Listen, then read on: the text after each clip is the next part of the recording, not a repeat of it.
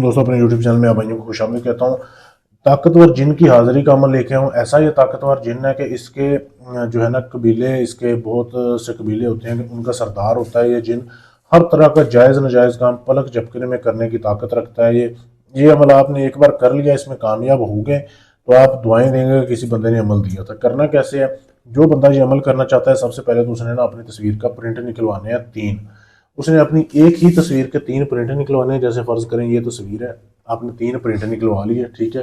Print निकलवा के उसकी बैक साइड पे तस्वीर की, मतलब ये तस्वीर है ना, इसकी बैक साइड जो साफ साइड होती है उसके ऊपर आपने ये तवीज़ लिखना है, खुद बनाना है जैसे ये बनाया गया है, ये प्रिंट नहीं करवाना। अब ये लिखना ऐसे है, ज़ाफ़रान आपने लेनी है कश्मीरी, ठीक है। उसमें आपने जो है थोड़ी सी संदल पीस के डाल लेनी है। उसके बाद आपने काली स्याही में डाल के ये आपने तवीज़ लिखने हैं तीनों तस्वीरों के ऊपर।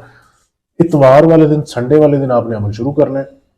किसी भी टाइम लिख सकते हैं, एक ही टाइम में 3 तवीज़ आपने बना लिए। जब बनाने के बाद फिर आपने ऐसे करना है कि 3 आपने ना नए मटके लेने हैं, 3 मटके लेने हैं, बड़े मटके। जैसे ये ले लें आप, इस तरीके का ले लें या छोटे साइज का ले लें।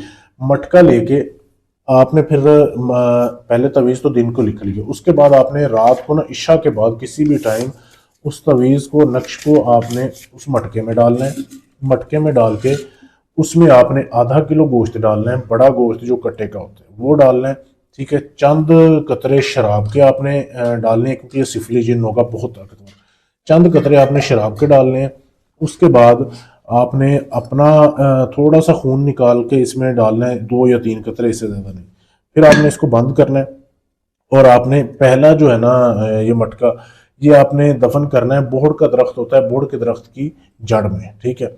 वो आपने दफन करके आ जाना है। रात को इशा के बाद किसी भी टाइम आप कर सकते हैं, किसी से बात नहीं करनी, ना जाते हुए ना आते हुए। वापस आके आपने अपने कमरे में सो जाना है और कपड़े आपने अपने उतार देने हैं, सुबह उठ के पहन लेने हैं। ये आपका पहली रात का अमल हो गया। दूसरी रात फिर आपने ऐसे ही करना है कि नया गोश्त लेना है आपने, इसी तरीके से जैसे समझाया। दूसरा तवीज़ आपके पास पड़ा होगा, वो आपने रख के उसमें शराब थोड़ी सी फेंक के, थोड़ा अपना ब्लड उसमें डाल के, फिर वहीं पे जाके उसी बोर्ड के दरख्त के नीचे दूसरा आपने मटका दफन करके आ जाना है। ये आपका 2 रातों का अमल हो गया। अब तीसरी रात फिर ऐसे करना है, लेकिन उसमें आपने गोश्त नहीं डालना, ठीक है। गोश्त आपने मट्टी के ऐसे बर्तन में अपने पास रख लेना है। जिस चारपाई पे, जिस बेड पे आप सोते हैं उसके नीचे रख देना आपने, ठीक है।